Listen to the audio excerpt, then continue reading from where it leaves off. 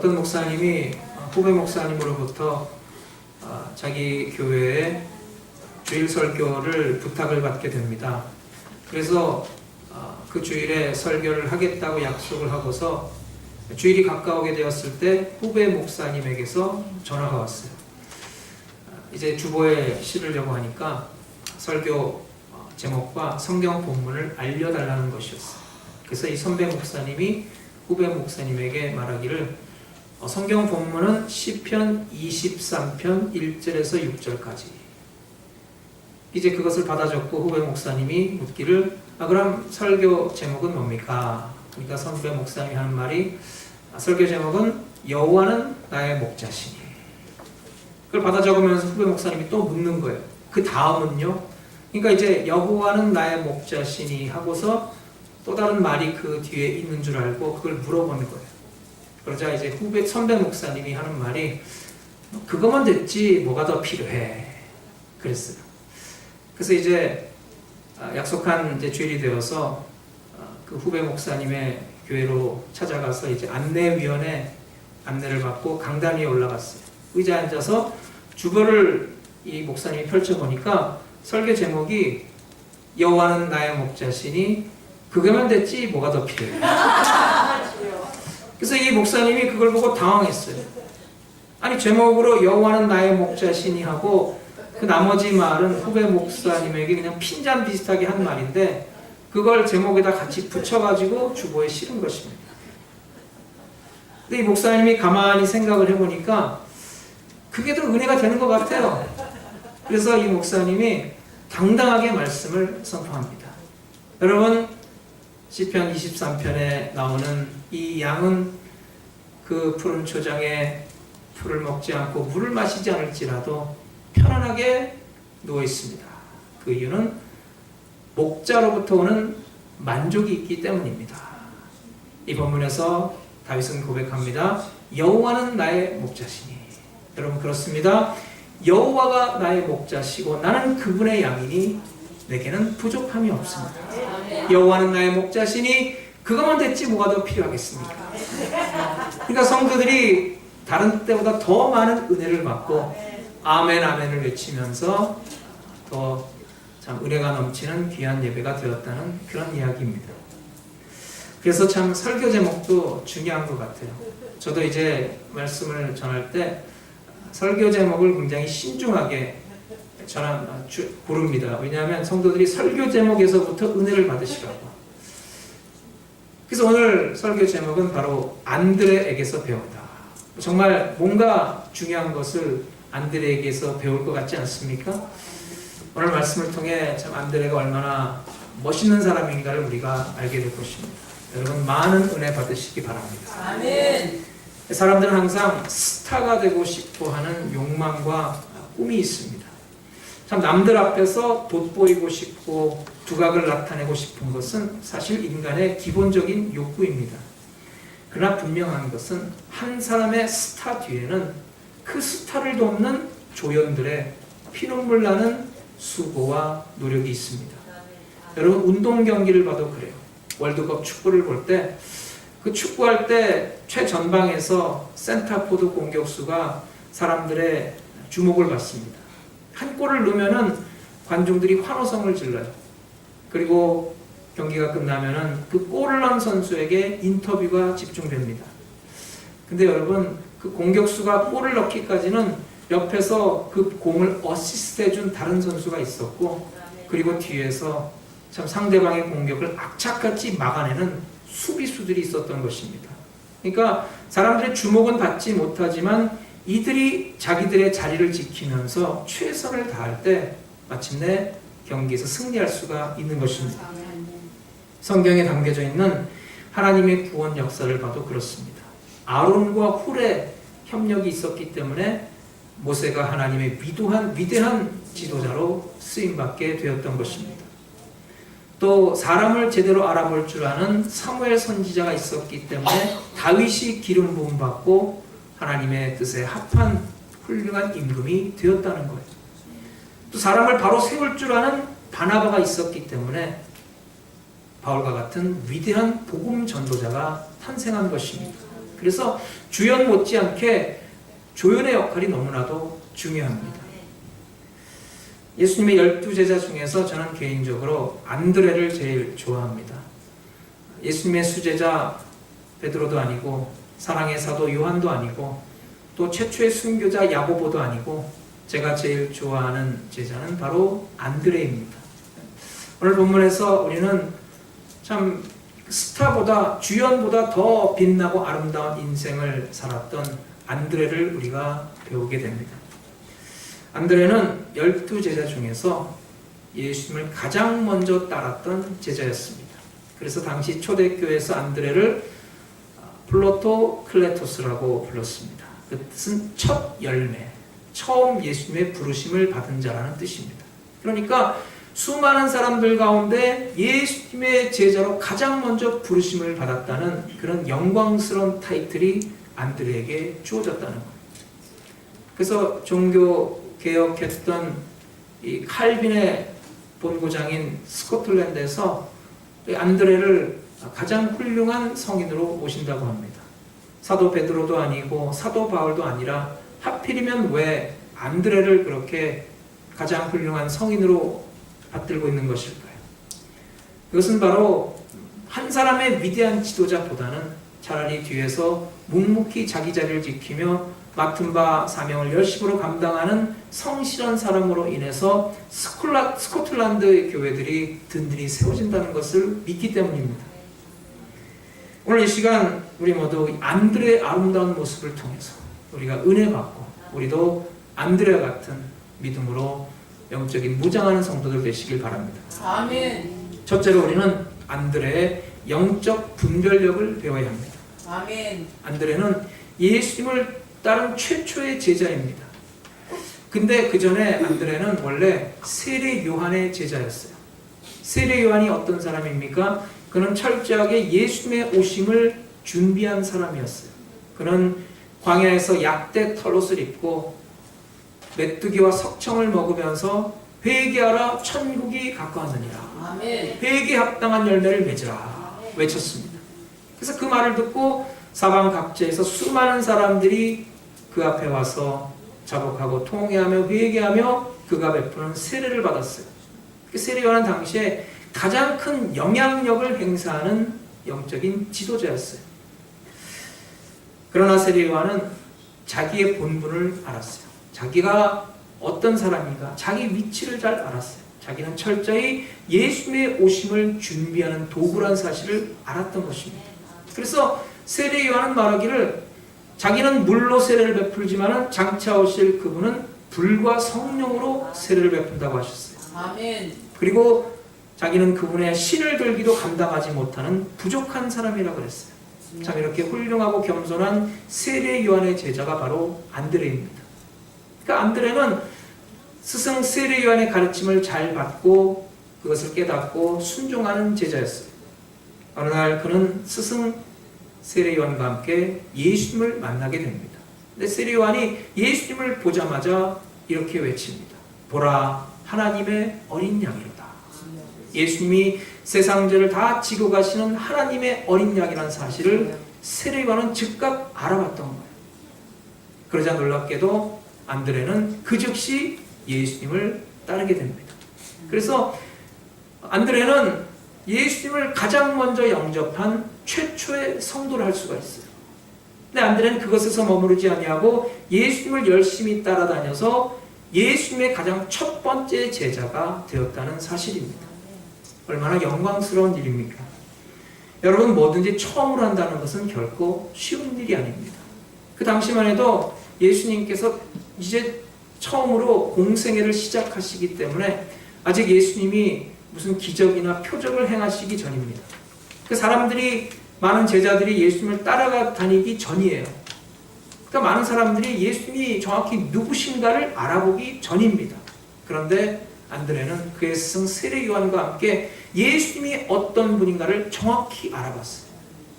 그것은 바로 그가 그동안 메시아를 사모하는 간절한 마음으로 그 메시아를 기다렸기 때문입니다.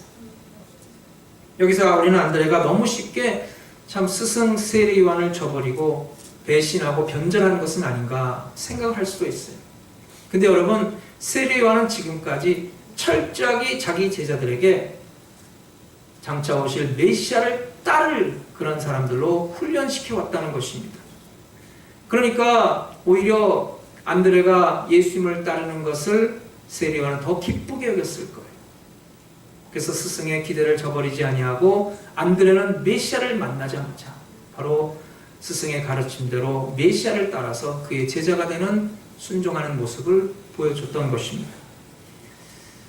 요한복음 6장에 안드레가 다시 등장합니다. 예수님께서 오병이어의 기적을 행하시는 데 있어서 가장 중요한 역할을 했던 사람이 바로 안드레입니다. 장소는 이제 벳세다의 빈 들판이었어요. 그곳에 5,000명 이상의 수많은 사람들이 몰려들었어요. 이제 예수님은 평소와 같이 그들에게 말씀을 전하셨고, 그리고 병자들을 치료해 주셨어요. 근데 이제 시간이 많이 흘러서 이제 저녁 때가 되니까 사람들이 시장함을 느끼게 되었어요. 그 5,000명 이상 되는 수많은 사람들이 배고파서 지금 아우성을 치고 있는 것입니다. 그때 예수님께서 제자 중에 한 사람인 빌립에게 이렇게 질문하셨어요. 빌립아, 과연 어디서 떡을 구해 이 많은 사람들을 먹일 수가 있겠느냐? 근데 이때 예수님은 사실 이미 당신께서 기적을 행하셔서 이 많은 사람들을 먹일 계획을 세우셨어요. 근데 그 전에 다만 제자들에게 이 질문을 통해서 믿음에 대한 교훈을 가르치기를 원하셨던 것입니다. 그런데 그 예수님의 질문에 대한 빌립의 대답은 실망스러운 것이었어요. 주여, 각 사람으로 조금만 받게 되더라도 2,000데나리온어치의 떡이 부족할 것 같습니다. 그 빌립의 대답은 믿음과는 전혀 동떨어진 모습입니다. 그는 문제에 봉착했을 때 그저 자기의 머리를 굴려서 인간적인 계산으로, 인간적인 방법으로 문제를 해결하려고 했던 것입니다. 그런데 안드레는 달랐어요. 안드레는 뛰어난 통찰력과 분별력으로 전능하신 예수님을 바라보고 의지했고, 그리고 그때 자기가 무엇을 해야 할 것인가를 생각하고 그것을 찾아서 했어요. 그게 뭐냐면은 바로 군중 가운데 어린 한 소년을 찾아서 예수님 앞으로 데려왔다는 것입니다. 그 어린 소년이 가졌던 것은 보리떡 5개와 물고기 2마리예요. 어린 소년의 한 끼 도시락에 불과하지만, 그러나 안드레가 그 소년을 예수님 앞으로 데려옴으로써 예수님이 오병이어의 기적을 행해서 그 자리에 있는 수많은 사람들을 배불리 먹이시고 나머지를 모으니 12바구니에 가득 차게 되었다는 것입니다. 그러니까 안드레는 뛰어난 통찰력과 분별력으로 예수님이 오병이어의 기적을 행하시는 밑거름이 되었다는 것입니다. 사랑하는 여러분, 우린 지금 어떤 자세로 살아가고 있습니까? 우리에게 이와 같은 분별력이 있습니까? 여러분, 무엇이 옳은 것이고 무엇이 잘못된 것인지를 우리가 분별하고 살아가고 있습니까? 여러분, 우리는 이 빌립처럼 인간적인 머리로 계산하려고만 할 게 아니라 통찰력과 분별력을 발휘해서 안드레처럼 예수님을 의지하고 예수님을 통해서 하나님의 놀라운 축복을 체험하는 성도가 되시기 바랍니다. 우리에게도 그와 같은 놀라운 하나님의 기적의 역사가 나타날 줄로 믿습니다.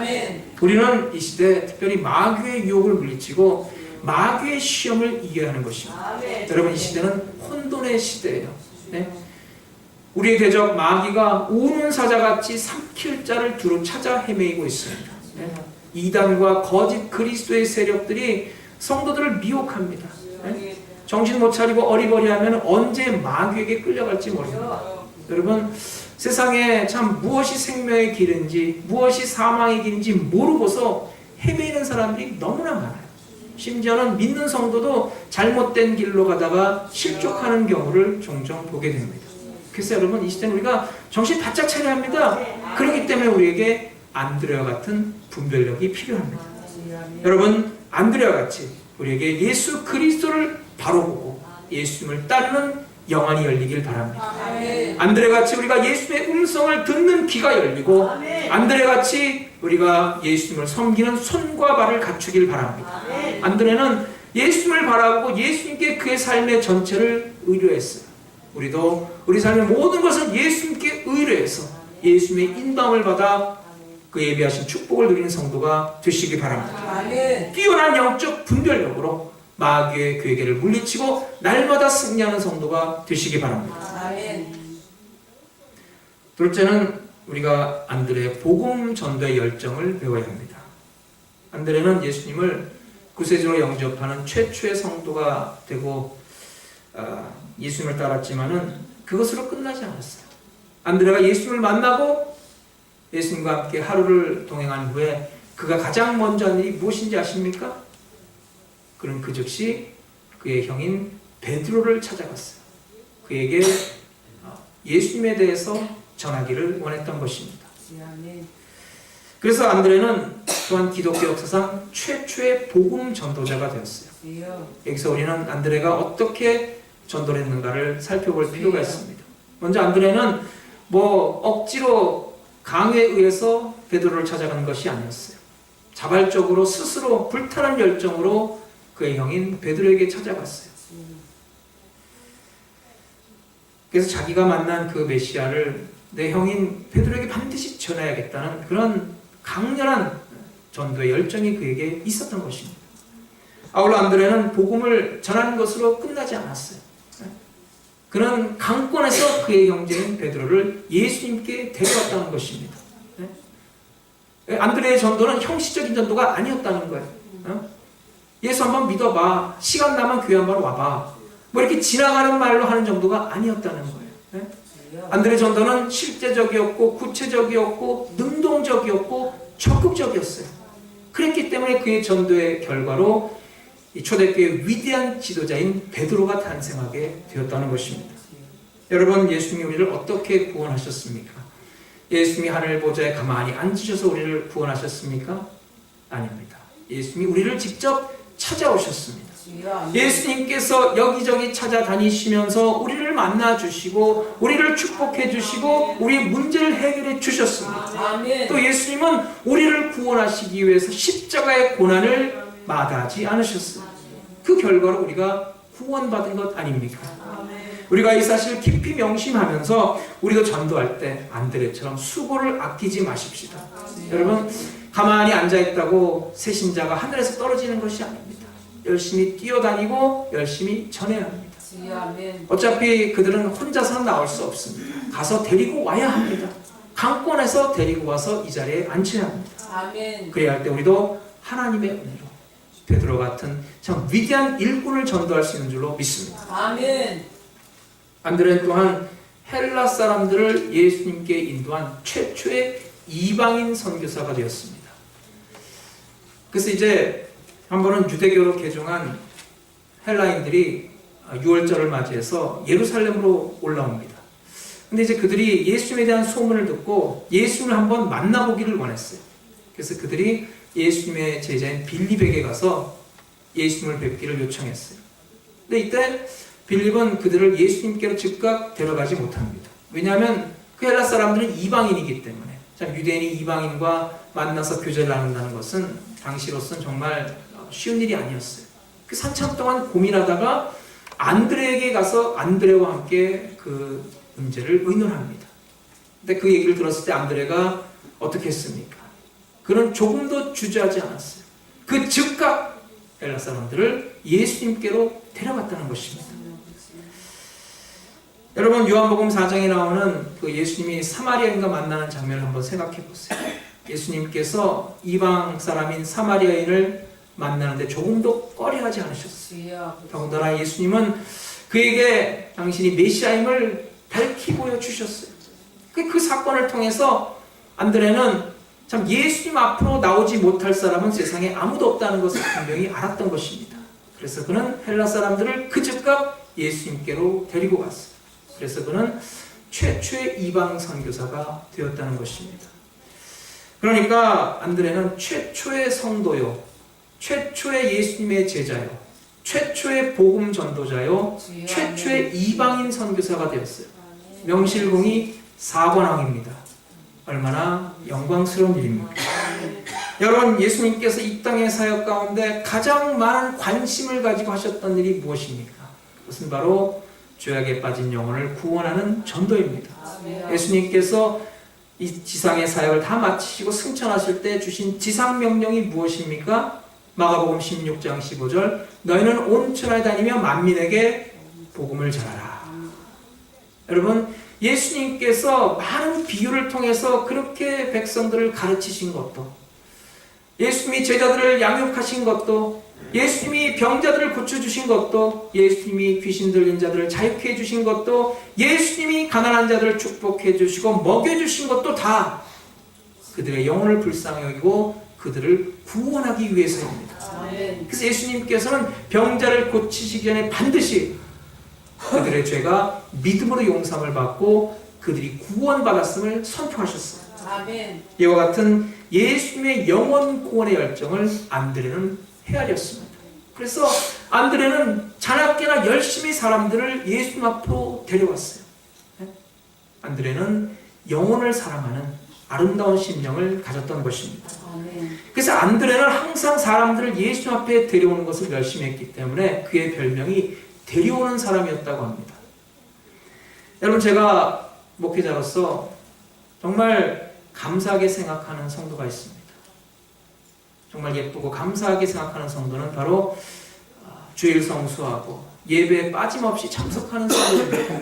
얼마나 예쁘고 고마운지 몰라요. 근데 그것보다 내가 더 감사하고 더 예뻐하는 성도가 있습니다. 누구겠습니까?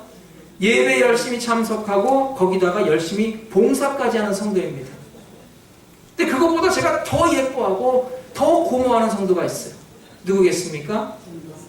예배 열심히 참석하고 봉사도 열심히 하고 거기다가 전도까지 열심히 하는 성도입니다. 아멘. 네? 그러니까 직장에 가든지 어딜 가든지 사람 볼 때마다 예수 복음을 전해서 그들을 교회로 데려오는 안드레 같은 성도, 얼마나 예쁜지 몰라요.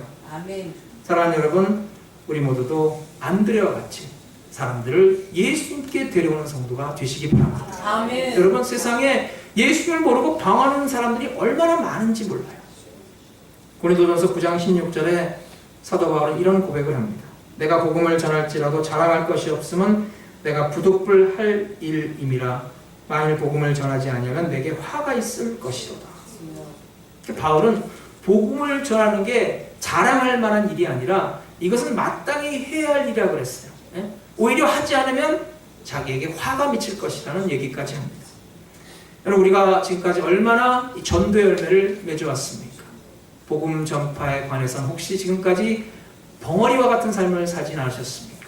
여러분, 우리가 안드레에게서 배우길 바랍니다. 아멘. 여러분의 전도를 통해서 회개하고 예수 앞으로 돌아와서 구원받는 사람의 숫자가 저 하늘의 별처럼, 저 바다의 모래알처럼, 저 땅의 티끌처럼 많아지길 바랍니다. 아멘. 우리 모두가 전도의 사명 열심으로 감당해서 아브라함과 같은 축복의 통로, 복의 근원이 되시길 바랍니다. 아멘. 셋째로 우리는 안드레의 겸손과 온유를 배워야 합니다. 안드레는 12명의 제자 가운데 가장 먼저 예수님을 따른 사람이었어요. 안드레는 최초라는 타이틀의 영의 사관왕을 차지했습니다. 그런데 복음서에 보면은 참 그의 위치에 걸맞지 않게 안드레를 대우하는 것을 볼 수가 있어요. 오늘 본문에도 보면은 그를 소개할 때 시몬 베드로의 형제 안드레라고 그랬어요. 아니, 베드로를 예수님께 데려오고 전도한 사람이 안드레인데 오히려 베드로가 앞서 나오고 있다는 것입니다. 또 베드로는 사실 안드레 형이지만은 결점이 많은 사람이었어요. 괜히 뭣도 모르고 앞에 나서가지고 실수도 많이 저지르고 예수님에게 책망도 많이 받았어요. 예수님이 십자가의 일을 가겠다고 말씀하실 때 절대 그래서는 안 된다고 내가 맡겠다고 나섰다가 예수님에게 사탄한 이지로 물러가라는 무서운 책망을 받은 적도 있어요. 또 예수님을 잡으러 온 대제사장의 종의 귀를 칼로 베버리는 혈기를 부리기까지 했어요. 그랬던 베드로가 정작 예수님이 십자가에 달리시니까 예수님을 모른다고 3번씩이나 부인합니다. 세상에 믿지 못할 인간이 베드로예요. 그럼에도 불구하고 안드레는 예수님의 제자 서열 가운데 그 앞자리를 베드로에게 양보합니다. 뿐만 아니라 다른 제자인 요한과 야고보에게도 그 제자 서열의 앞자리를 양보해서 성경에 보면 예수님의 제자를 우리가 부를 때 베드로, 야고보, 요한, 그리고 나서 안드레 순으로 나옵니다. 야고보와 요한은 어떤 사람들입니까? 그들은 한 형제로서 그의 어머니 살로메와 함께 예수님 열심히 따랐어요. 근데 그들도 참 문제점이 많은 사람들이었어요. 그래서 그들의 별명이 보아너게, 즉 우레의 아들이란 그런 뜻을 가진 별명인데, 그만큼 그들의 성격이 급하고 과격했다는 것입니다.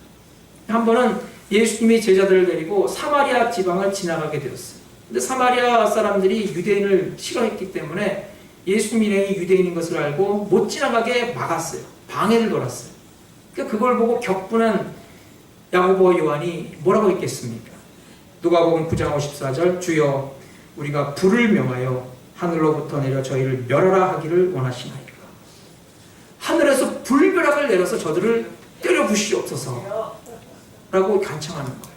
그러니까 이 사람들은 그 앞뒤 가리지 않고 무조건 싸우겠다고 덤비는 그런 경솔한 사람들이었던 거예요. 또 한 번은 야고보와 요한이 그들의 어머니 살로메를 모시고 예수님 앞에 나옵니다. 그의 어머니 입을 통해서 예수님에게 엉뚱한 청탁을 하려고 했어요.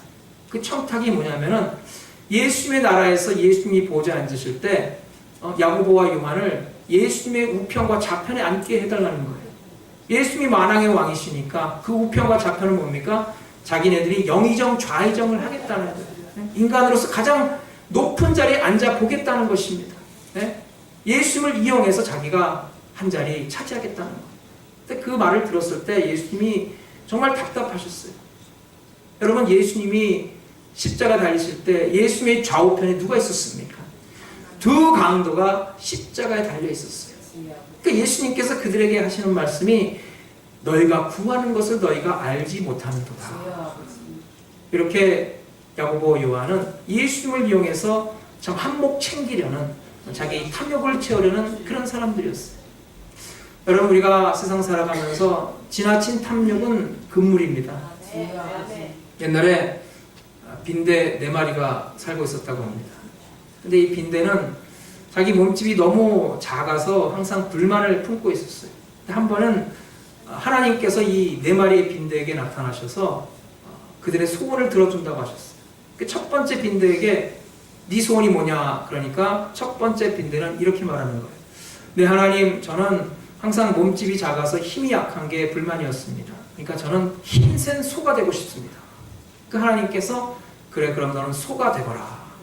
펑 하니까 이 빈대가 소가 되었어요.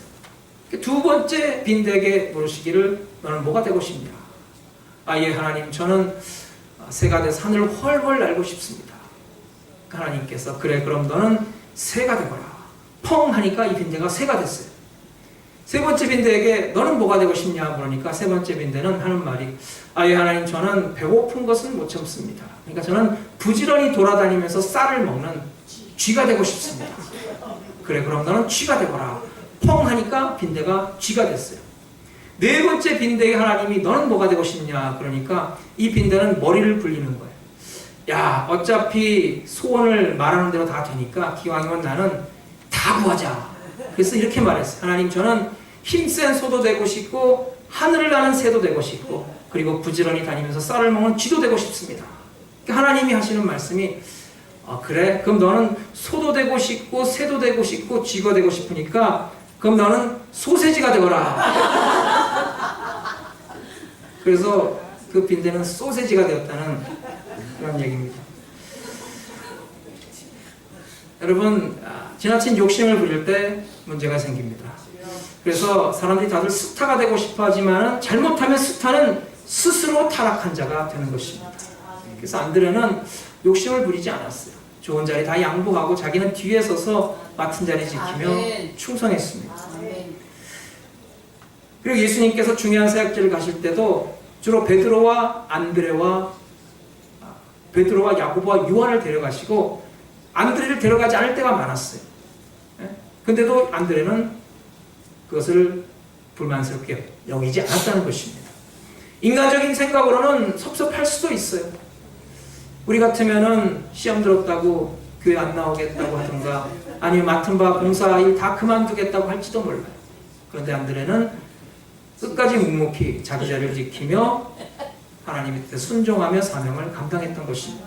끝까지 인내하며 참고 오직 예수님만을 바라보고 제자의 길을 걸어갔던 것입니다.